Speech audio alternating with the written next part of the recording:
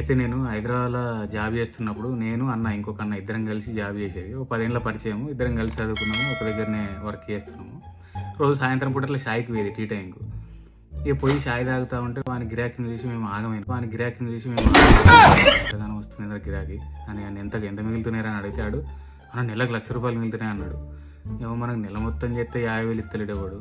ఏమో వీనికి ఎట్లా మంచిగా ఉన్నదని ఆయనకి మేము ఇక టీ టైం పెట్టాలని ఫిక్స్ అయినాం. ఇక అయ్యి ఆయనతో వాడిని ఫ్రాంచైజీని అడిగినాము. ఇక ఫ్రాంచైజీ అడిగితే వాడు 5 లక్షలు అన్నాడు. ఆడికి సగం పానం చల్లబడ్డది. ఇక తర్వాత మళ్ళీ షటర్ల కోసం తిరిగినాము. మేము షటర్ల కోసం తిరిగితే ఇక ఒకటి మంచి షటర్ దొరికింది కానీ వాడు ఇక నెలకు 40,000 అన్నాడు. ఇక అన్నీ మూసుకొని ఎక్కడోళ్ళం అక్కడ వచ్చినాం. ఇక అది అనుకొని 5 ఏళ్ళ